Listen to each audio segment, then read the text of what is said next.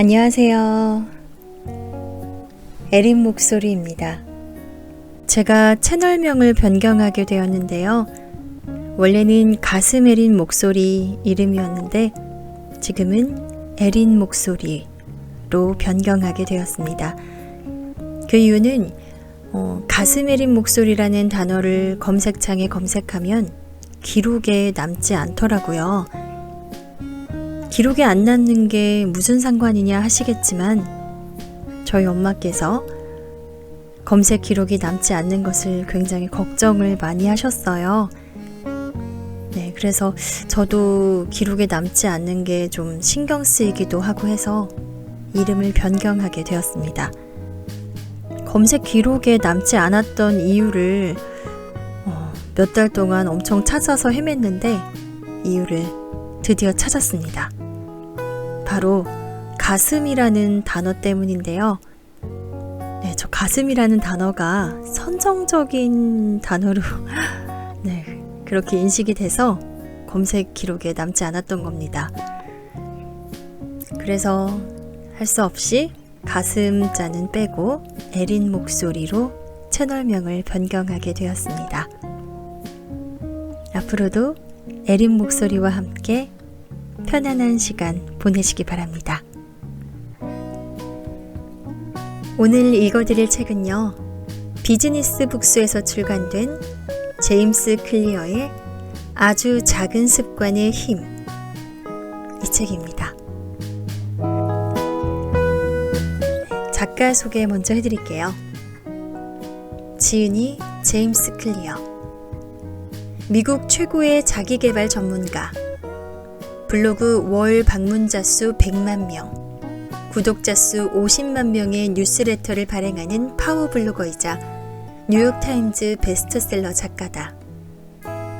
전 세계 사람들에게 습관 형성, 의사결정 등 지속적인 자기관리에 대한 다양한 인사이트를 제공하는 그의 뉴스레터는 단 2년 만에 10만 구독자를 돌파하며 큰 화제를 모았다. 이는 개인 뉴스레터로는 역사상 가장 빠른 성장세라고 하며 세계 최고의 웹사이트에 수여되는 웹이상, 베스트 뉴스레터 부문에서 수상을 하기도 했다. 그가 발행한 뉴스레터 중 일부는 뉴욕타임즈, 월스트리트 저널, 포브스, 타임, CBS 디스모닝 등 저명한 매체에 소개됐다. 어렸을 때부터 타고난 재능으로 촉망받는 야구선수였던 그는 훈련 중 얼굴뼈가 30조각이 나는 사고를 당했다. 야구에 인생을 걸었던 그에게 이 사건은 사망 선고와도 같았다. 하지만 그는 좌절 대신 매일 1%씩의 성장을 목표로 일상의 작은 성공들을 이뤄나갔다. 6년 후 꾸준한 노력 끝에 그는 대학 최고 남자 선수로 선정되었고 ESPN 전미대학 대표 선수로도 선출되었다. 이 경험을 바탕으로 그는 자신을 인생의 나락에서 구해준 아주 작은 습관의 힘을 전 세계에 알리는 최고의 자기개발 전문가가 되었다. 현재 그는 포춘 500 기업들에서 앞다투어 초빙하는 명연사이며 NFL, NBA, MLB에서 활동하는 세계적 운동선수들을 코칭해주고 있다. 또 구글, 페이스북 등 실리콘밸리의 IT 기업은 물론 아이비리그 대학들까지 강연을 나가는데 스탠퍼드 대학교에서 초청받아 선보인 아주 작은 습관의 힘에 관한 강연은 지금까지 온라인에서 크게 회자되고 있다. 그뿐만 아니라 온라인 학습 사이트 습관 아카데미를 설립해 누구나 달라질 수 있는 기회를 제공하였으며 지금도 미국 전역에서부터 유럽, 아시아까지 전 세계를 여행하며 좋은 습관이 주는 인생의 놀라운 변화에 대해 사람들에게 알리는 중이다.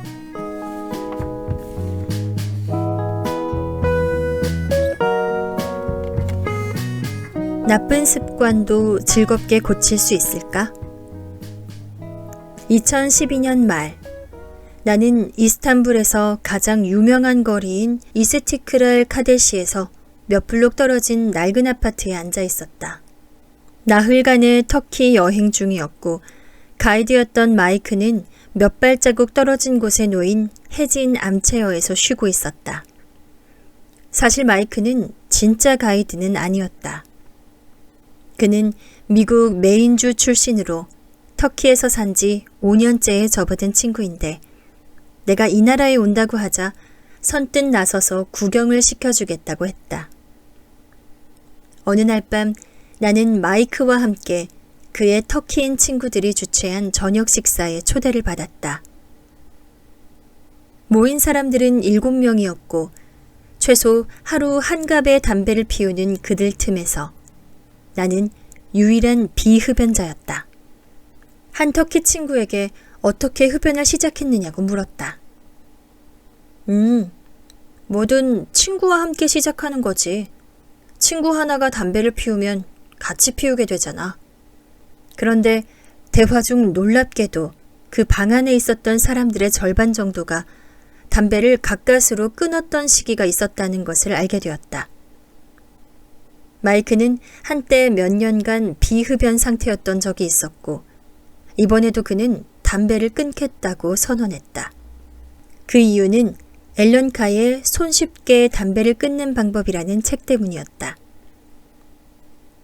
이 책은 흡연의 정신적 무게에서 나를 자유롭게 해주고 있어. 그가 말했다. 책에는 이렇게 쓰여 있어. 스스로에게 거짓말하는 걸 그만두어라. 당신은 자신이 정말은 흡연을 원하지 않는다는 걸 알고 있다. 흡연을 즐기지 않는다는 것도 알고 있다. 이 문장은 더 이상 내가 희생자가 아니라는 기분을 느끼게 해줘. 그리고 더는 담배를 필요로 하지 않는다는 걸 깨닫게 해준다고. 나는 한 번도 흡연을 시도해 본 적이 없었지만 나중에 호기심이 일어 그 책을 봤다. 저자가 흡연자들의 흡연 욕구를 제거하고자 제시한 전략은 흥미로웠다. 그는 흡연과 연결된 각각의 신호를 체계적으로 재구성하고 거기에 새로운 의미를 부여했다. 예를 들면 그는 이런 식으로 말한다. 당신은 뭔가를 그만뒀다고 생각하지만 사실은 어느 것도 그만둔 것이 아니다. 담배는 당신에게 아무것도 아니기 때문이다. 당신은 흡연이 사회생활에 필요한 것이라고 생각하지만 실제로는 그렇지 않다. 당신은 흡연이 스트레스를 경감시킨다고 생각하지만 실제로는 그렇지 않다. 흡연은 당신의 신경을 이완시키는 것이 아니라 파괴한다. 당신은 흡연이 휴식이라고 생각하지만 실제로는 그렇지 않다. 저자는 이런 문장들을 계속 반복한 후 이렇게 말한다. 당신의 마음속에서 담배를 치워버려라. 당신은 아무것도 잃지 않을 것이다.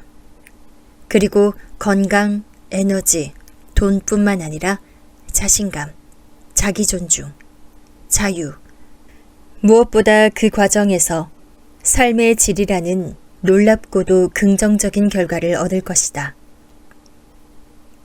이 책의 마지막 장을 읽을 때쯤이면 흡연은 세상에서 가장 터무니없는 일로 여겨진다. 더 이상 흡연이 어떤 이득도 가져다 주지 않는다고 생각되면 담배를 피울 이유도 없어진다. 이는 두 번째 행동 변화 법칙을 반대로 뒤집은 것이다. 매력적이지 않게 만들어라. 지금 이 아이디어가 지나치게 간단해 보인다는 건 알고 있다. 그저 마음을 바꾸는 것으로 담배를 끊을 수 있다는 말 아닌가. 하지만 좀 더 설명을 들어보라. 1만 시간의 법칙은 틀렸다. 플로리다 대학교의 제리 율스만 교수는 영화사진 수업 첫날 학생들을 두 집단으로 나눴다. 강의실 왼쪽에 있던 학생들은 양적 집단이라고 이름 붙여줬고 이들은 수행한 과제의 양만으로 평가를 받기로 했다. 강의 마지막 날 율스만은 이 학생들이 제출한 사진의 양만 봤다. 즉, 과제 사진 100장을 제출하면 A, 90장을 제출하면 B, 80장을 제출하면 C, 이런 식으로 학점을 매겼다. 반대로 강의실 오른쪽에 있던 학생들은 질적 집단으로 이름 붙여졌다. 이들은 과제의 질만 평가받았다. 한 학기 동안 오직 한 장의 사진만 과제로 제출했는데 이 사진 한 장의 질적 완성도에 따라 학점을 받았다.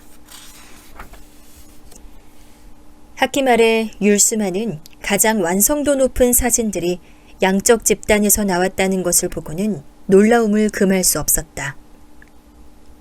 한 학기 동안 이 학생들은 수없이 사진을 찍고 구도와 조명을 실험해보고 다양한 인화 방법을 테스트해보면서 수많은 실수를 통해 배워나갔다. 수백 장의 사진을 만들어내는 과정에서 이들의 기술이 놀라울 정도로 향상됐다. 반대로 질적 집단은 사진의 완성도에만 매달렸다. 결국 이들은 입증되지 않은 이론들이나 보통 수준밖에 안 되는 사진에는 노력을 기울이지 않았다. 이렇듯 섣부르게 접근하면 변화를 위한 최선의 방법을 찾아내지 못하고 수렁에 빠지게 된다. 예를 들면 살을 빼는 가장 빠른 방법, 근육을 키우는 최고의 프로그램, 완벽한 부업 아이디어만을 찾는 것이다. 행동을 취하지는 않고 최선의 접근법을 생각해내는 데만 몰두한다. 이 최선에 대해 볼테르는 이렇게 말했다. 최선은 선의 적이다. 이 말은 동작과 실행 사이의 차이를 말해준다. 이 두 가지 개념은 유사하게 들리지만 결코 같지 않다. 동작은 계획을 세우고 전략을 확립하고 배우는 것이다. 좋은 일이지만 결과를 만들어내지는 않는다. 반대로 실행은 행위로서 결과를 도출한다. 예를 들어 내가 쓰고자 하는 기고문들에 대해 20여 가지의 아이디어를 냈다면 그것은 동작이다. 그러나 실제로 앉아서 기고문을 쓰고 있다면 이것은 실행이다. 더 나은 다이어트 계획을 검색하거나 그 주제에 대해 책을 몇 권 읽는 것은 동작이다. 하지만 건강한 음식을 실제로 먹는다면 이것은 실행이다. 동작은 유용하지만 결코 그 자체로 결과를 만들어내지는 않는다. 개인 트레이너들에게 몇 번 문의를 하느냐는 중요하지 않다. 동작은 몸매를 만들어주지 않는다. 오직 운동을 하는 실행만이 결과를 얻을 수 있다. 동작이 결과로 이어지지 않는다면 왜 우리는 그렇게 행동할까? 실제로 계획이 필요하거나 더 많이 배워야 하기 때문에 동작이 필요할 때도 있다. 하지만 우리는 종종 실패할 위험 없이 그 과정을 겪는 듯한 기분을 느낄 수 있기 때문에 움직이기만 한다. 우리 대부분은 비판을 피하는 데 선수들이다. 실패하거나 사람들의 평가를 받는 건 기분 좋은 일은 아니므로 그런 일이 발생할 상황을 피하는 것이다. 이것이 우리가 실제로 실행하기보다는 동작 정도까지만 하는 가장 큰 이유이기도 하다. 실패하고 싶지 않고 하더라도 가능하면 나중으로 미루고 싶은 것이다. 동작은 쉽다. 아직 자신이 그 과정 중에 있다고 느끼게 해준다. 우리는 생각한다. 나는 지금 잠재 고객 4명과 대화를 했어. 좋아. 제대로 가고 있는 거야. 내가 쓰고 싶은 책에 대해 몇 가지 아이디어를 떠올렸어. 이걸 합치면 돼. 동작은 뭔가를 했다는 느낌을 준다. 하지만 실제로는 뭔가를 하는 준비를 한 것뿐이다. 준비가 미루기의 또 다른 형태가 돼서는 안 된다. 무엇이든 실제로 변화하는 게 중요하다. 우리는 한낱 준비만 하는 것을 바라지 않는다. 연습을 바란다. 어떤 습관에 통달하려면 가장 중요한 건 반복이다. 완성하는 것이 아니다. 새로 익혀야 할 습관의 면면을 그려볼 필요는 없다. 그것을 연습하기만 하면 된다. 여기서 세 번째 법칙이 도출된다. 그저 반복하라. 그러면 된다. 많이 해야 할까? 오래 해야 할까? 습관은 반복된 행동을 통해 점차적으로 자동화되면서 만들어진다. 어떤 행동을 반복할수록 뇌는 그 행동을 하는데 더 효율적인 구조로 변화한다. 신경과학자들은 이를 장기적 강화라고 부르는데 최근에 패턴화된 행동들을 기반으로 뇌에서 뉴런들의 연결이 강화되는 것을 말한다. 행동이 반복될 때마다 세포와 세포 사이에 주고받는 신호들이 증진되고 신경학적 연결들이 촘촘해진다. 이 현상은 1949년 처음 이를 설명했던 신경과학자 도널브 해부의 이름을 따서 해부의 법칙이라고 알려져 있다. 함께 촉발된 뉴런들은 함께 연결된다. 습관을 반복하면 뇌에서 물리적 변화가 일어난다. 음악가들은 소뇌가 다른 사람들보다 큰데 이 부위는 기타 현을 뜯거나 바이올린을 활로 켜는 것 같은 신체적 움직임과 중대한 관련이 있다. 수학자들은 하두 정소엽 내의 회백질이 큰데 이 부위는 계산하는 데 중요한 역할을 한다. 이것의 크기는 그 분야에 많은 시간을 들이는 것과 직접적인 연관이 있다. 나이가 많고 경험이 많은 수학자일수록 회백질 크기가 큰 것으로 나타났다. 런던 택시 운전사들의 뇌를 분석한 연구에서 과학자들은 다른 사람들에 비해 이들의 해마가 상당히 크다는 것을 발견했다. 이 부위는 공간지각 능력과 관계가 있다.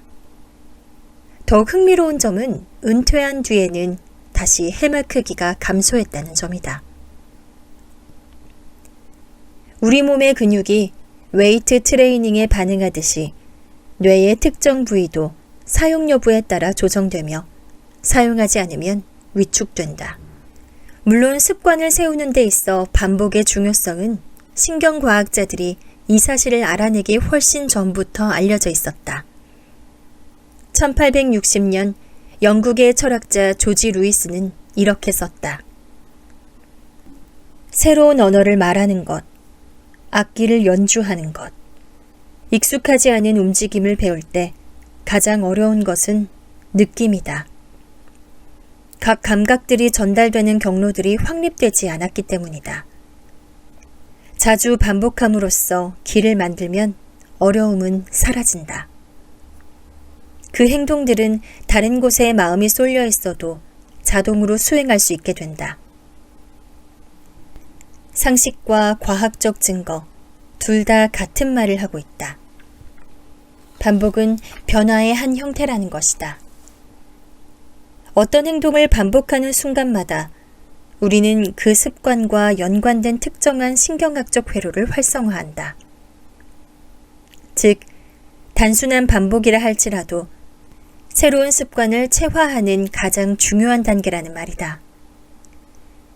엄청난 양의 사진을 찍은 학생들은 기술이 늘고 완벽한 사진을 만들어내는 데만 몰두한 학생들은 기술이 늘지 못한 이유도 바로 이 때문이다. 한쪽은 실제로 연습을 했고 다른 쪽은 수동적으로 배우기만 했다. 한쪽은 실행했고 한쪽은 동작만 있었다. 모든 습관은 노력이 필요한 연습에서 자동적인 행위로 넘어가는 유사한 궤적을 그리는데 이 과정을 자동화라고 한다. 자동화는 각 단계를 떠올리지 않고도 행동을 수행하는 능력으로 행동이 무의식에 새겨질 때 일어난다. 위 그림은 매일 10분씩 걷기라는 실제 습관에 관한 자동화 수준을 추적한 연구 결과를 보여준다. 학습 곡선이라 불리는 이 도표의 모양은 행동 변화에 관한 중요한 진실을 알려준다. 습관은 시간이 아니라 횟수에 기반해 형성된다는 것이다. 사람들은 내게 가끔 이런 질문을 한다. 새로운 습관을 만드는데 시간이 얼마나 걸리나요? 하지만 진짜로 물어야 할 질문은 이것이다. 새로운 습관을 만들려면 몇 번이나 그 행동을 해야 할까요? 즉, 습관이 자동화되려면 얼마나 오래 하느냐가 아니라 얼마나 자주 반복하느냐가 중요하다. 습관 형성에서 시간은 어떤 효력도 없다. 21일이냐 30일이냐 300일이냐는 중요하지 않다. 중요한 것은 행동을 수행하는 비율이다. 어떤 행동을 사흘에 2번 하는 것과 200번 하는 것은 엄청나게 다른 결과를 초래한다. 차이를 만들어내는 것은 횟수다.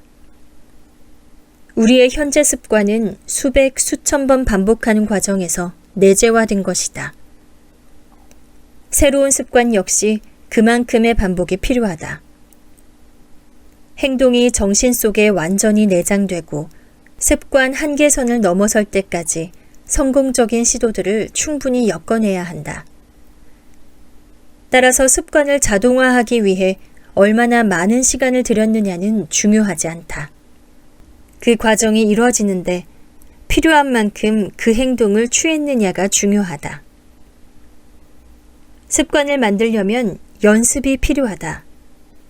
연습을 실행하는 가장 효율적인 방식은 세 번째, 행동 변화 법칙과 관련이 있다. 쉽게 만들어라. 이제부터는 이 법칙을 정확히 어떻게 적용하는지 살펴보자. 변화를 위한 최소한의 시간.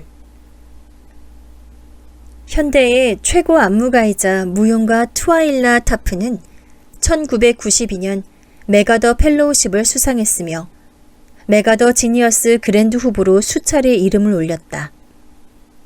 타프는 그녀의 춤 인생 대부분의 시간 동안 세계 투어를 하며 자신이 창작한 무용을 공연했다. 그녀는 자신이 성공한 이유가 아주 간단한 습관 덕분이었다고 말한다. 나는 평생 한 가지 의식으로 하루를 시작합니다. 오전 5시 30분에 일어나 운동복을 입고 레그 워머를 착용하고 스웨트 셔츠와 모자를 걸치죠. 그러고 나서 맨하튼에 있는 집에서 걸어 나와 택시를 부르고 운전기사에게 91번가의 1번 길에 있는 펌핑 아이런 체육관에 가자고 말하고 그곳에서 2시간 동안 연습을 해요. 내가 말하는 의식은 체육관에서 매일 아침 스트레칭을 하고 웨이트 트레이닝을 하는 신체적인 것이 아니에요. 바로 택시 잡기죠. 택시 운전사에게 어디로 가달라고 말하는 순간 의식이 완성됩니다. 간단한 행동이지만 매일 아침 똑같은 행동을 습관으로 만들었어요. 계속 반복해서 하기 쉽게 만든 것이에요. 이는 그 행동을 건너뛰거나 하기 어려워지는 경우를 줄여줍니다. 일상적인 무기가 하나 더 늘어날수록 생각할 것이 더 줄어드는 것이죠. 매일 아침 택시를 부르는 것은 사소한 행동일 수 있지만 이는 세 번째 행동 변화 법칙의 훌륭한 사례다. 연구에 따르면 하루 동안 우리 행동의 40~50%는 습관 외의 행동들로 이루어진다. 이는 상당한 비율인데 습관의 진정한 영향력은 이런 숫자가 제시하는 것보다 훨씬 더 크다. 습관은 자동적으로 의식적인 결정들에 영향을 미친다. 그렇다. 하나의 습관은 단 몇 초 만에 완성될 수 있지만 이후 몇 분 또는 몇 시간 동안 우리가 취할 행동을 결정한다.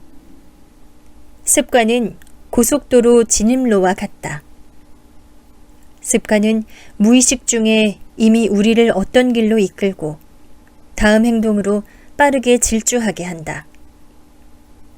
어려운 뭔가를 시작하기보다는 이미 하고 있는 것을 계속하기가 쉽기 때문이다.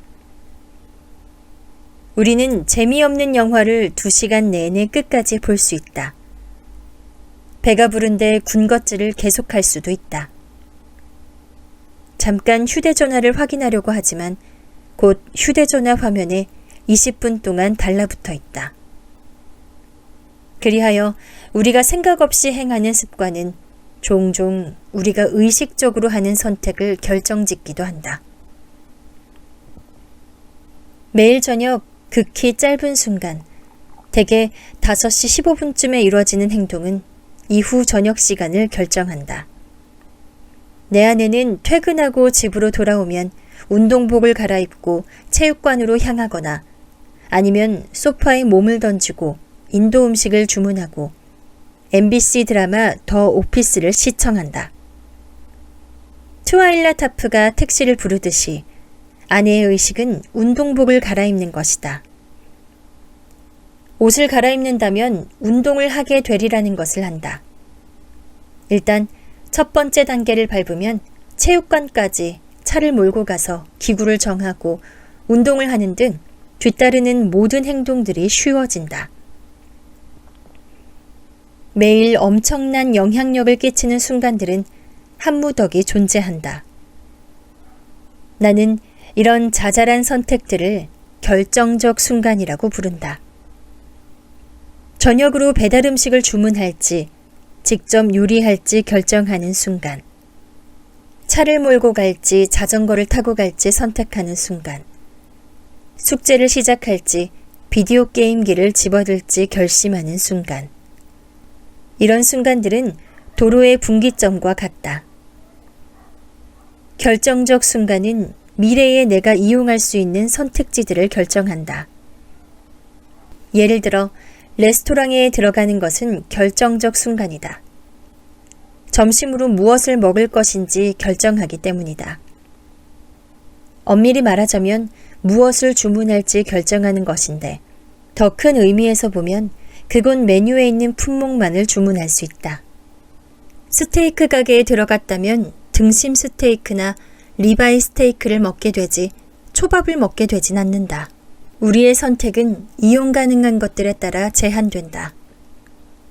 첫 번째 선택으로 우리가 할 수 있는 일이 정해지는 것이다. 우리는 습관이 이끄는 방향으로 행동을 한다. 하루 동안 결정적 순간들을 제대로 다뤄야 하는 이유는 이 때문이다. 하루하루는 수많은 순간들로 이루어진다. 하지만 정말 극히 적은 습관적 선택들이 우리가 갈 길을 결정한다. 이런 선택들이 쌓이고 그 하나하나가 다음에 어떻게 시간을 보낼지에 대한 궤적을 만들어낸다. 습관은 시작점이지 종착점이 아니다. 습관은 택시에 타는 것이지 체육관에서 일어나는 일이 아니다. 터무니없을 만큼 사소할 것. 작은 일에서부터 시작해야 한다는 것을 알고 있어도 우리는 그 시작을 거창하게 생각할 때가 있다. 변화해야겠다고 꿈꾸는 순간 우리는 흥분하고 빨리 많은 일을 하려고 한다. 여기에 대응하는 가장 효율적인 방법으로 나는 2분 규칙을 사용한다. 새로운 습관을 시작할 때 그 일을 2분 이하로 하라는 것이다. 내 경험에 따르면 거의 어떤 습관이든 2분짜리로 축소할 수 있다. 매일 밤 침대에 들기 전에 책을 읽어야지는 한 페이지를 읽어야지로 바꾼다. 오늘 요가를 해야지는 요가 매트를 깔아야지로 바꾼다. 수업 시간에 공부해야지는 노트를 펼쳐야지로 바꾼다. 아침 조깅을 5km 뛰어야지는 운동화 끈을 묶어야지로 바꾼다. 이 개념은 습관을 가급적 시작하기 쉽게 만드는 것이다. 1분 명상, 한 페이지 독서, 운동복 입기는 누구나 할 수 있다. 앞서 말했듯이 이는 강력한 전략이 된다. 일단 시작하면 그 일을 계속하기가 훨씬 쉬워지기 때문이다. 새로운 습관이 뭔가에 도전하는 것과 같은 기분이 들어선 안 된다. 그에 따른 행동이 도전적인 것이 될 수는 있지만 첫 시작 2분은 쉬워야 한다. 우리가 원하는 것은 우리를 생산적인 길로 자연스럽게 이끌어주는 습관 관문이다. 우리는 계획을 세울 때 무척 쉬운 것에서 무척 어려운의 척도를 이용해 원하는 결과로 이끌어주는 습관 관문을 만들 수 있다. 예를 들어 마라톤은 무척 어려운 것이다. 5km를 달리는 것은 어렵다. 1000보 걷기는 중간 수준이다. 10분 걷기는 쉽다. 그리고 운동화 끈을 묶는 것은 무척이나 쉽다.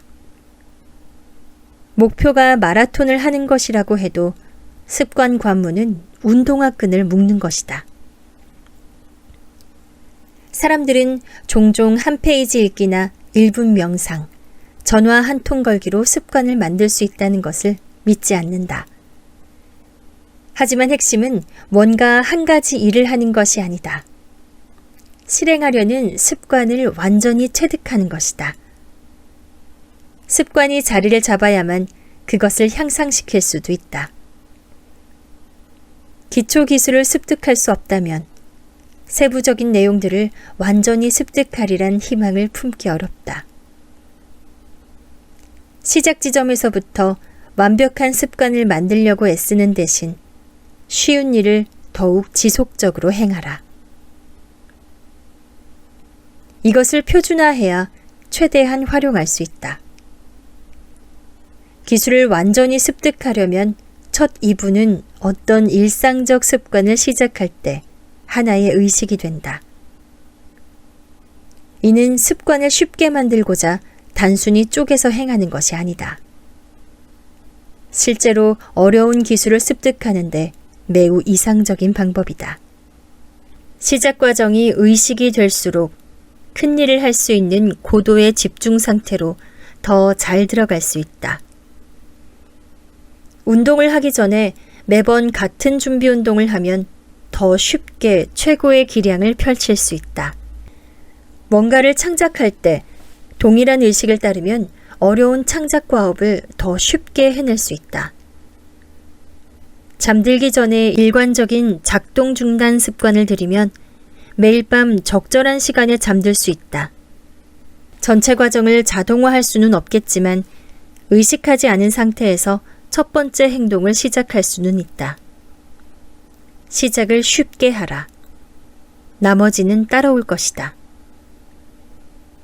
어떤 사람들에게는 2분 규칙이 속임수처럼 느껴질 수 있다. 진짜 목표는 2분 동안 하는 행동 이상임을 알기 때문에 자신을 속이는 듯 느껴지는 것이다. 실제로 책 한 페이지를 읽거나 푸시업 한 번을 하거나 노트를 펼치는 걸 간절히 원하는 사람은 아무도 없다. 이것이 정신적 속임수라는 걸 알고 있는데 왜 우리는 거기에 속아 넘어가는 것일까? 2분 규칙이 추진력을 주는 듯하다면 이렇게 해보자. 2분 동안 그 일을 하고 멈춰라. 달리기를 하러 나가서 2분 후에는 멈춘다. 명상을 시작하고 2분 후에는 멈춰라. 아랍어를 공부하고 2분 후에는 멈춰라. 이것은 시작을 위한 전략이 아니라 전체적인 것이다. 습관은 오직 120초 동안만 지속될 수 있다. 내 독자들 중 한 사람은 이 전략으로 45kg을 감량했다. 시작할 때 그는 매일 체육관에 갔지만 5분 이상은 머물지 말아야 한다고 스스로에게 말했다. 그는 체육관에 가서 5분 동안 운동을 하고 시간이 다 되자마자 그곳을 떠났다. 몇 주 후에 그는 주위를 돌아보면서 생각했다. 어쨌든 난 항상 여기에 오고 있어. 좀 더 오래 있어야 할 때가 된 것 같아. 몇 년 후에는 몸무게가 줄었다. 또 다른 예로 일기 쓰기를 들 수 있다. 대부분의 사람들은 일기 쓰기를 통해 머릿속의 생각을 정리하고 글로 표현하는 능력이 향상된다. 그러나 이런 이득이 있음에도 불구하고 대부분은 며칠이 지나면 포기하거나 완전히 그만둔다. 일기 쓰기가 일처럼 느껴지기 때문이다. 비결은 그것이 일로 느껴지는 지점 직전에 멈추는 것이다. 영국 출신의 리더십 컨설턴트 그렉 맥커우는 덜 구체적으로 쓰는 일기 습관을 세웠다. 그는 늘 일기를 쓰다가 지치기 전에 쓰기를 그만둔다. 어니스트 해밍웨이도 글쓰기에 관해 이와 유사한 조언을 했다. 잘 쓰고 있다고 생각할 때 거기서 멈추는 것이 가장 좋은 방법이다. 이런 전략들은 또 다른 효과가 있는데 바로 우리가 세우고자 하는 자아상을 강화한다. 만일 5일 연속 체육관에 간다면 비록 2분간일지라도 새로운 정체성을 확립하는데 표 한 장을 던지는 것이다. 몸매를 만드는 것에 대해 걱정하지 말고 운동을 빼먹지 않는 사람이 되는데 초점을 맞춰라. 자신이 원하는 유형의 사람이 될 수 있는 가장 작은 행동을 취하라. 이런 방식의 변화를 생각해 본 적은 아마 거의 없을 것이다. 모두들 최종 목표에 사로잡혀 있기 때문이다. 그러나 운동을 하지 않는 것보다 푸시업 한 번이 낫다. 아무것도 하지 않는 것보다 기타 연습 1분을 하는 것이 낫다. 책을 집어들지 않는 것보다 한 페이지 읽는 것이 낫다. 아무것도 하지 않는 것보다 적게라도 하는 것이 낫다. 어느 시점에서 습관이 확립되고 매일 그것을 하게 되면 2분 규칙을 습관 형성 기술과 결합시킬 수 있다. 습관 형성 기술은 그 습관으로 계속 되돌아가 규모를 늘려 최종 목적으로 나아가는 것이다. 일단 첫 2분. 가장 사소한 형태의 행동을 완전히 습득하라. 중간 단계로 나아가면 그 과정을 반복하라. 첫 2분과 그 단계를 완전히 습득하는 데 집중하면 다음 단계로 나아가게 된다. 결국 해야 하는 일에 집중하고 있는 동안 원래 했던 습관이 만들어져 있을 것이다. 바로 첫 2분 행동에서 말이다. 어떤 거창한 인생 목표라도 대개 2분짜리 행동으로 전환될 수 있다. 건강하게 오래 살고 싶다는 건강한 몸을 유지해야 한다. 다시 운동을 해야 한다. 다시 운동복을 갈아입어야 한다. 행복한 결혼을 하고 싶다는 좋은 배우자가 있어야 한다. 다시 배우자의 삶을 더 편하게 만들어주기 위해 뭔가를 해야 한다. 다시 다음 주 식단을 짜야 한다. 어떤 습관을 유지하는 것이 힘들어지면 2분 규칙을 이용해보라. 2분 규칙은 습관을 쉽게 만들어주는 아주 간단한 방법이다. 그들은 어떻게 나쁜 습관을 버리는가? 1830년 여름, 빅토르 위고는 도저히 마감일을 지키지 못할 것 같아 불안해하고 있었다. 이 프랑스 작가는 12개월 전 새 책을 쓰기로 출판업자와 약속을 했다. 하지만 글은 안 쓰고 내내 다른 프로젝트에 손대고 손님들과 놀면서 시간을 보냈다. 시간은 흐르고 흘러 결국 출판업자는 6개월 안에 마감을 해달라고 서신을 보내왔다. 위고는 1831년 2월까지 책을 끝내야 했다. 그는 이를 미루지 않기 위해 희한한 계획 하나를 세웠다. 옷을 몽땅 모아서 조수에게 주고 큰 옷장 안에 넣어 문을 잠가버리라고 한 것이다. 그에게는 커다란 숄 하나 외에 입을 옷은 하나도 남지 않았다.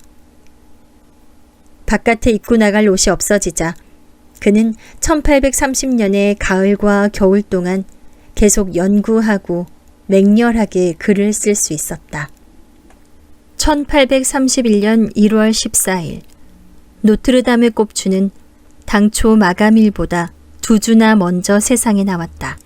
때로 성공은 좋은 습관을 쉽게 만드는 것보다 나쁜 습관을 어렵게 만드는 것의 영향을 더 받곤 한다. 이는 세 번째 행동 변화 법칙을 반대로 뒤집은 것이다. 바로 하기 어렵게 만들어라다. 세워놓은 계획을 따르기가 어렵다면 빅토르 위고의 이야기를 떠올려 나쁜 습관을 하기 어렵게 만들어 보라. 심리학자들은 이를 이행장치라고 부른다. 이행장치는 현재 시점에 미래의 행동을 통제하는 선택을 하는 것이다. 미래 행동을 확실히 할 수 있도록 만드는 방법으로 우리를 좋은 습관에 묶어두고 나쁜 습관을 하지 못하게 억제한다. 빅토르 위고르는 옷을 치워버리고 나서야 글쓰기에 집중할 수 있었는데 이것이 그에겐 이행장치였다. 이행장치를 만드는 방법은 많다. 대량 포장 대신 개별 포장된 음식을 구매함으로써 과식을 막을 수 있다. 카지노나 온라인 포커 사이트 접근 금지 리스트를 추가해서 도박으로 인생을 망치는 걸 방지할 수 있다. 대회를 위해 체중을 조절해야 했던 운동선수들이 체중 측정 전 일주일 동안 지갑을 집에 두고 다님으로써 패스트푸드를 사 먹고 싶은 유혹을 뿌리쳤다는 이야기도 있다. 다른 예로 내 친구이자 동료인 습관 전문가 니르 이알은 인터넷 라우터와 전원선 사이를 연결하는 어댑터인 전원 차단기를 구입한 적이 있다. 매일 밤 10시가 되면 이 전원 차단기는 집안의 모든 전원을 차단했다. 인터넷이 끊기면 자야 한다는 것을 알려주는 이행장치다. 이행장치는 유용하다.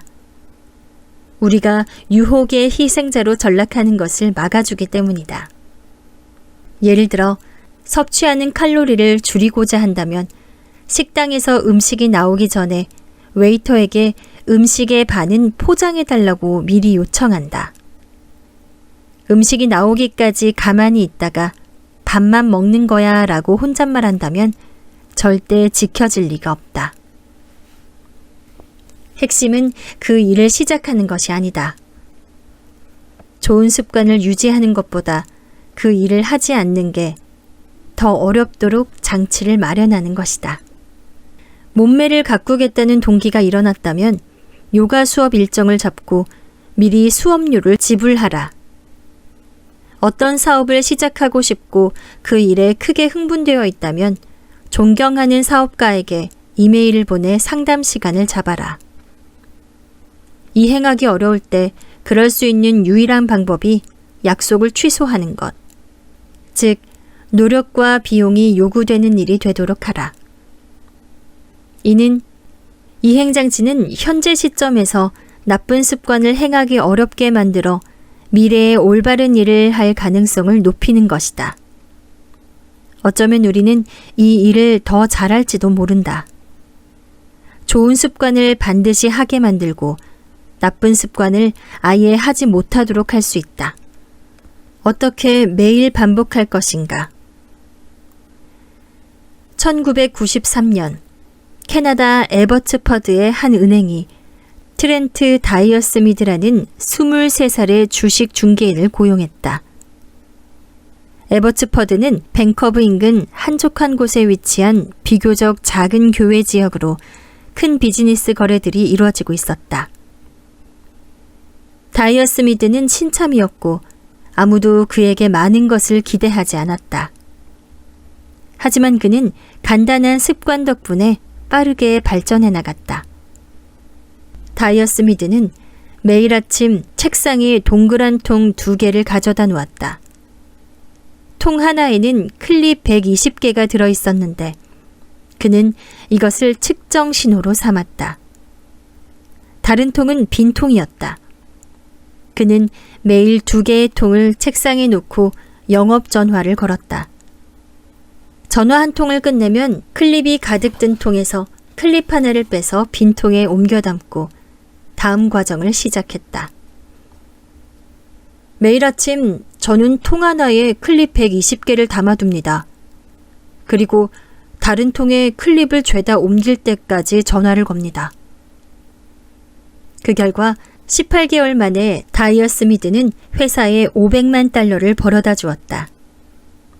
연봉은 7만 5천 달러를 받게 되었는데 지금으로 치면 12만 5천 달러 정도다. 오래지 않아 그는 6자리, 즉 10만 달러대의 연봉을 받으며 다른 회사로 옮겼다. 나는 이 기술을 클립 전략이라고 부른다. 수년 동안 독자들로부터 다양한 방식으로 이 전략을 사용했다는 이야기를 듣고 있다. 한 여성은 책 한 페이지를 쓸 때마다 통 하나에서 다른 통으로 머리핀을 옮겼다. 한 남성은 푸시업 한 세트를 할 때마다 캔 하나에서 다른 캔으로 구슬을 옮겼다. 과정을 하나씩 해내는 것은 만족스러운 경험이다. 클립이나 머리핀, 구슬을 옮기는 것 같은 시각적 측정 수단은 우리가 과정 하나를 해냈다는 것을 명확히 보여주는 징표가 된다. 이런 것들은 우리의 행동을 강화하고 어떤 활동에 대한 즉시적 만족감을 높인다. 시각적 측정 수단들은 여러 가지가 가능하다. 식습관 일지, 운동 일지, 펀칭형 고객카드, 심지어 책의 페이지 숫자까지 광범위하다. 하지만 아마도 그런 과정을 측정하는 최선의 방법은 습관 추적일 것이다. 나에게 딱 맞는 습관은 따로 있다. 모든 습관에는 그 기저의 유전자가 작동하고 있다. 행동 역시 마찬가지다. 우리가 텔레비전을 보는 시간에서부터 결혼이나 이혼 가능성, 약물이나 알코올, 니코틴 중독 성향에 이르기까지 유전자는 모든 일에 영향을 미치는 것으로 보인다. 특히 권위에 직면했을 때 복종하거나 반말하는 방식, 스트레스 상황을 자발적으로 받아들이거나 저항하는 방식, 짜증을 내거나 반응하는 방식, 콘서트장 같은 곳처럼 감각적 경험을 느낄 때 매혹되거나 지루해하는 방식은 유전적 요소가 강하게 적용하는 곳이다. 런던 킹스 칼리지의 행동 유전학자 로버트 플로미는 내게 이렇게 말했다. 우리가 지닌 특성이 유전적 요소의 영향을 받는지 아닌지 알아보는 실험들은 이제 그만둬야 합니다. 유전자의 영향을 받지 않는 단일한 요소는 찾을 수 없기 때문입니다. 우리가 지닌 고유의 유전적 요소들은 함께 묶여서 우리의 특정한 성격을 만들어낸다. 우리의 성격은 몇 가지 특성들로 이루어지며 이는 상황마다 지속적으로 나타난다. 성격에 관해 가장 입증된 과학적 분석은 빅5로 행동을 5가지 스펙트럼으로 분류한 것이다. 1. 경험에 대한 개방성. 호기심 많고 창의적인 것에서 신중하고 일관된 것까지. 2. 성실성. 조직적이고 효율적인 것에서 느긋하고 즉흥적인 것까지. 3. 외향성. 사교적이고 활동적인 것에서 고독하고 내성적인 것까지. 4. 친화성. 친절하고 다정한 것에서 도전적이고 무심한 것까지. 5. 신경증. 성마르고 예민한 것에서 자신감 있고 안정적인 것까지. 이 5가지 성격들은 모두 생물학적 특성에 토대를 두고 있다. 예를 들어 외향성은 태어날 때부터 볼 수 있다. 과학자들이 신생아 병동에 큰 음향을 틀어놓으면 어떤 아이들은 그쪽을 향해 몸을 돌리지만 어떤 아이들은 등을 돌린다. 이 아이들의 인생을 추적 조사하자 소음 쪽으로 몸을 돌린 아이들은 외향적으로 자라나는 경향이 컸고 등을 돌린 아이들은 내성적으로 자라는 경향이 컸다. 친화력이 있는 사람들은 친절하고 배려심이 있으며 온화하다. 이들은 태생적으로 옥시토신 수준이 높은 경향이 있는데 이 호르몬은 사회적 유대를 맺는데 중요한 역할을 한다. 신뢰의 감정을 증진시키고 자연적인 항우울제로 기능한다. 옥시토신 수치가 높은 사람은 감사 메모를 쓰거나 사교 행위들을 조직하는 것 같은 일에서 확실히 두각을 드러낸다. 신경증은 정도만 다를 뿐 모든 사람들이 이 특성을 가지고 있다.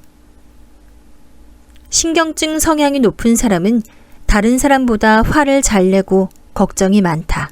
이 특성은 뇌 속 편도체의 과민성과 관계가 있는데 이 부분은 위협 감지를 담당한다. 다시 말해 자신이 처한 환경에서 부정적인 신호들에 민감할수록 신경증적 성향이 더욱 커진다. 습관은 성격 하나만으로 결정되지는 않지만 유전자가 우리를 특정한 방향으로 몰고 간다는 사실에는 의심의 여지가 없다.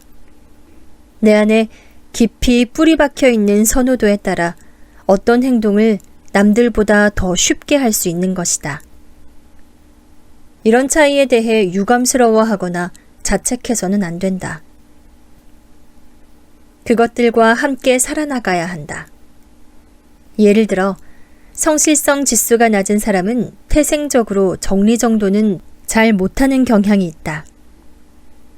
이들은 좋은 습관을 유지하려면 설계된 환경에 훨씬 더 크게 기대야만 한다.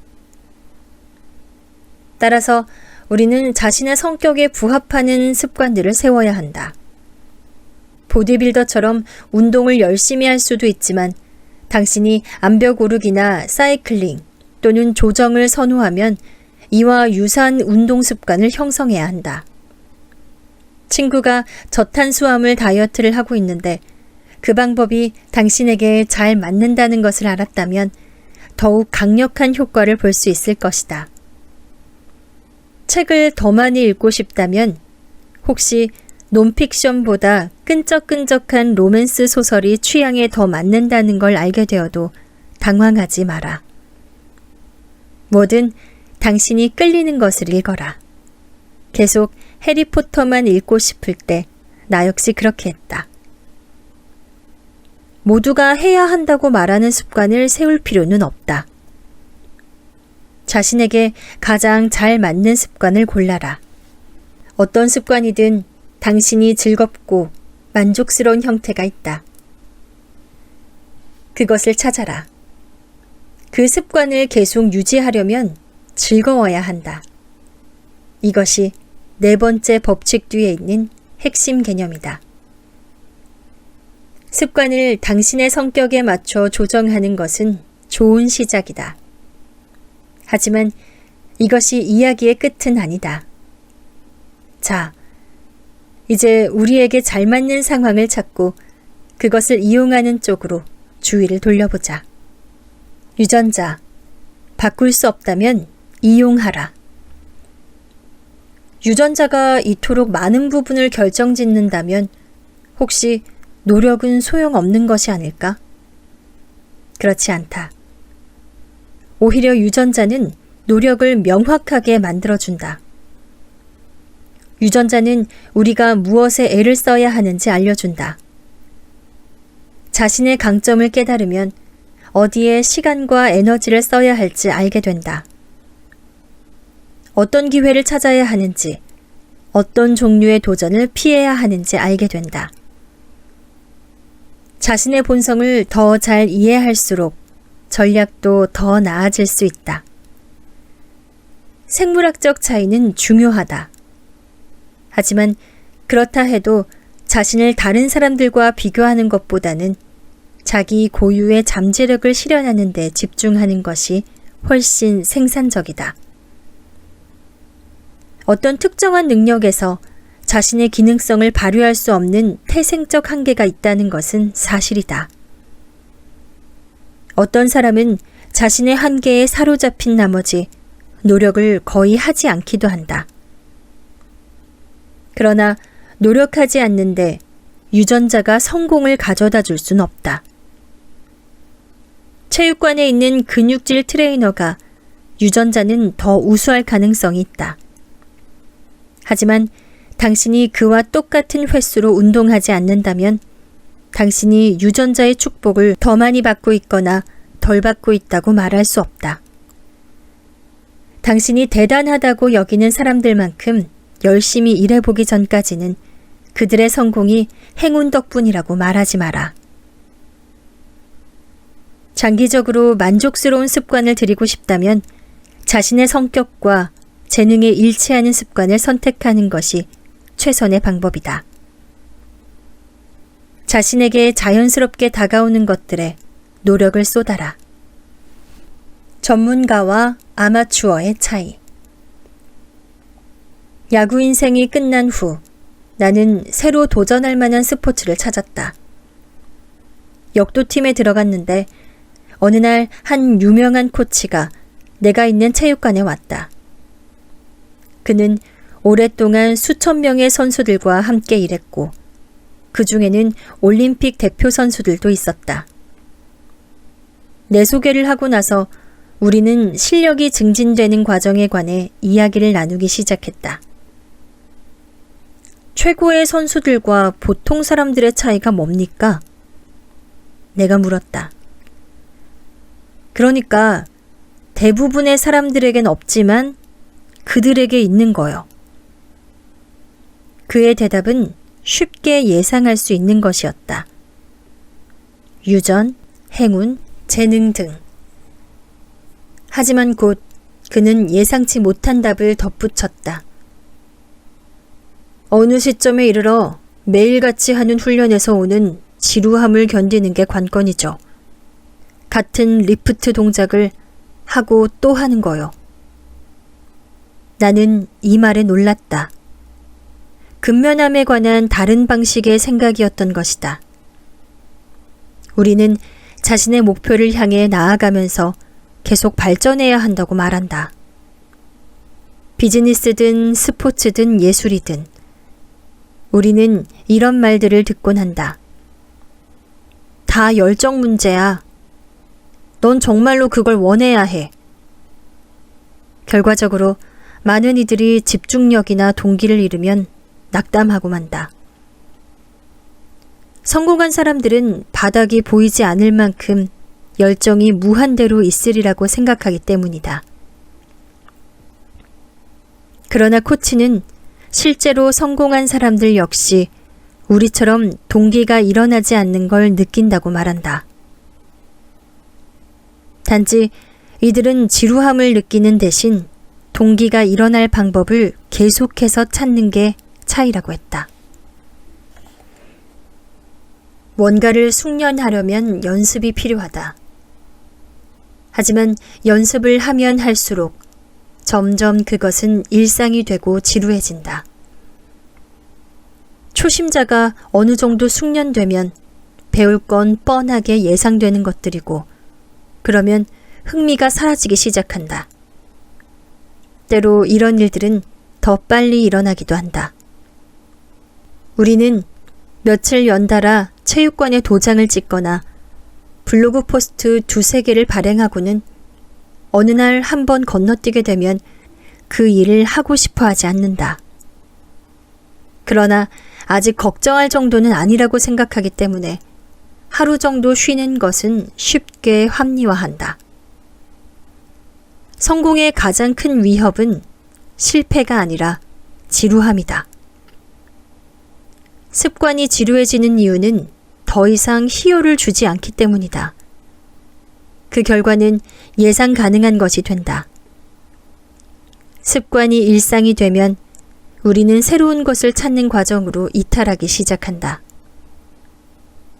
우리가 끝없이 이 일에서 다음 일로, 이 다이어트에서 저 다이어트로, 이 비즈니스 아이디어에서 저 비즈니스 아이디어로 넘어가는 것은 이 때문일지도 모른다.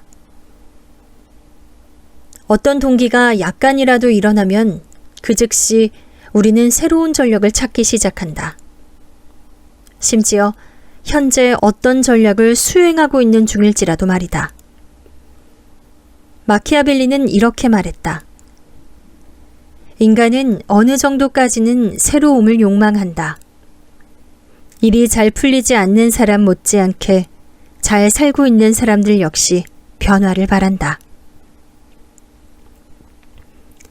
습관을 이용한 상품들 중 많은 수가 지속적으로 새로운 것들을 제공하는 이유는 어쩌면 이 때문일지도 모른다. 비디오 게임은 계속 새로운 시각적 이미지들을 제공한다. 포르노그래피들은 새로운 성적 이미지를 제공한다. 정크푸드는 새로운 조리법을 제공한다. 이런 경험들 하나하나가 계속해서 놀랄만한 요소들을 만드는 것이다. 심리학에서는 이를 가변적 보상이라고 한다. 현실 세계에서 가장 공통적인 예로 들 수 있는 것은 슬롯머신이다. 도박사는 잭팟을 몇 번이고 터뜨릴 수 있지만 그것이 언제 터질지는 예측할 수 없다. 보상이 일어나는 간격이 너무 다양한 것이다. 이런 변동성은 엄청난 양의 도파민 분비를 이끌어내며 결과적으로 기억력을 강화하고 습관 형성을 가속화한다. 가변적 보상이 열망을 만들어내지는 않는다. 그러니까 거기에 흥미가 없는 사람들에게 보상을 제시할 수도 없고 그들에게 다양한 간격으로 보상을 제공할 수도 없으며 그들의 마음을 변화시키리라는 희망을 품을 수도 없다. 하지만 가변적 보상은 우리가 이미 경험한 열망들을 증폭시키는 강력한 방법이다. 그것들이 지루함을 줄여주기 때문이다. 욕망의 스위트 스폿, 골프채, 라켓, 배트 등으로 공을 칠 때 많은 힘을 들이지 않고 원하는 방향으로 멀리 빠르게 날아가게 만드는 최적 지점. 스위트 스폿은 성공과 실패 사이에 딱 중간 지점에 있다. 원하는 것이 반 정도 달성된 시점이자 반 정도 남은 시점의 말이다. 경험이 만족스러울 만큼은 성공적이고 경험을 욕망할 만큼은 원하는 게 있어야 한다. 이것이 골디락스 법칙의 실마리다. 만일 이미 어떤 습관에 흥미를 느끼고 있다면 관리 가능한 수준으로 어려운 도전을 하는 것이 그에 관한 흥미를 꾸준히 유지할 수 있는 방법이다. 물론 어떤 습관이든 다양한 수준의 보상 요소들을 가지고 있지는 않으며 그러기를 바라서도 안 된다. 구글 검색이 특정 시간에만 유용한 결과를 제공한다면 나는 무척이나 빨리 경쟁사로 갈아탈 것이다. 여행 기간 중 절반 정도만 우버를 이용할 수 있다면 내가 우버 서비스를 더 오래 이용할지는 잘 모르겠다. 매일 밤 치실을 사용하는데 이따금씩만 입안이 청결해진다면 나는 치실 과정을 건너뛸 것 같다. 가변적 보상이 있든 없든 습관이 되면 흥미는 영구히 지속되지 않는다. 자기계발 여정의 어느 시점에서 누구나 같은 도전에 직면한다. 지루함과 사랑에 빠지는 것이다. 우리는 모두 성취하고 싶은 목표, 도달하고 싶은 꿈을 가지고 있다. 하지만 이를 위해 노력하는 게 쉬워지든 흥미가 계속 유지되든 그저 그 일을 하고 있고 눈에 띄는 결과를 얻어낼 만큼 계속하지 않는다면 그 일을 더 잘하려고 애쓰는 것이 중요하지 않다. 우리는 습관을 간신히 시작하고 꾸준히 해나가지만 어느 날인가 분명 그만두고 싶어질 때가 온다. 사업을 시작했는데 어느 날인가 출근하고 싶지 않아진다. 체육관에 갔는데 갑자기 운동을 끝까지 하고 싶지 않아진다. 글을 쓸 때가 됐는데 어느 날 갑자기 타이핑하기가 싫어진다. 화가 나거나 고통스럽거나 고갈되었거나 기타 등등의 일이 일어났을 때 앞으로 나아가는 것. 이것이 전문가와 아마추어의 차이를 만들어낸다. 전문가는 스케줄을 꾸준히 따른다. 아마추어는 삶이 흘러가는 대로 내버려 둔다. 전문가는 자신에게 무엇이 중요한지 알고 목표를 향해 꾸준히 작업해 나간다. 아마추어는 삶에서 어떤 일이 급박하게 일어나면 진로에서 벗어난다. 작가이자 명상 강사인 데이비드 케이는 자신의 수업을 듣는 이들에게 편할 때만 명상하는 사람이 되지 말라고 독려한다. 이와 유사하게 우리 역시 자기 좋을 때만 운동하고 글을 쓰고 뭔가를 하는 사람이 되고자 하지는 않는다.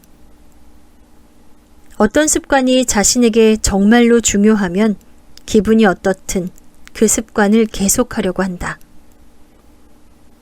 전문가들은 기분이 영 아닐 때조차 행동을 취한다. 그것이 즐겁지 않더라도 그걸 계속할 방법을 찾는다. 나 역시 운동을 하면서 끝까지 하고 싶지 않은 동작들이 많지만 운동하는 것을 결코 후회하지 않는다. 기고문들을 쓰고 싶지 않을 때도 있지만 내게 중요한 시안들을 표현하고 그와 관련된 뭔가를 하는 걸 후회하지 않는다. 어떤 일을 탁월하게 해내는 유일한 방법은 그 일을 하고 또 하는 것에 끝없이 매력을 느껴야 한다는 것이다. 우리는 지루함과 사랑에 빠져야만 한다.